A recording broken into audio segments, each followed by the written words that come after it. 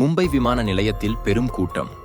Cristiano ரொனால்டோவின் விமானம் இறங்கியதும் ஆரவாரம் அடங்கவில்லை. ராகுல், விக்ரம், சுரேஷ் ஆகிய 3 நடுத்தர குடும்ப நண்பர்கள் மாதக்கணக்காக சேமித்து வந்து இந்த நிகழ்ச்சிக்கு டிக்கெட் வாங்கியிருந்தனர். ரொனால்டோ ரசிகர்களுக்கு கை காட்டி செல்பிஸ் எடுத்துக் கொண்டிருந்தார். அப்போது அவரது 2 கோடி ரூபாய் மதிப்புள்ள லக்ஸரி கடிகாரம் கழன்று விழுந்துவிட்டது. நிகழ்ச்சி முடிந்து திரும்பும் போதுதான் கடிகாரம் இல்லை என்பது அவருக்கு புரிந்தது.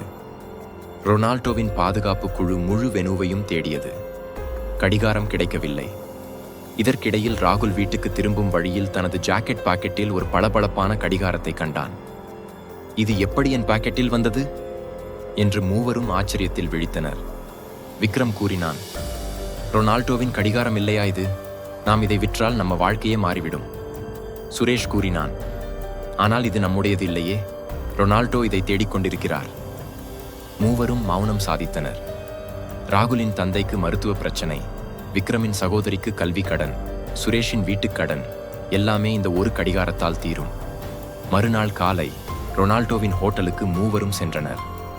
பாதுகாப்பு காவலர்கள் முதலில் நம்பவில்லை. ஆனால் ரொனால்டோவின் மேனேஜர் அவர்களை உள்ளே அழைத்தார்.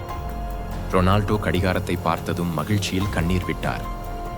உங்கள் நேர்மைக்கு நன்றி என்று கூறி அவர்களுக்கு 10 லட்சம் ரூபாய் பரிசு கொடுத்தார்.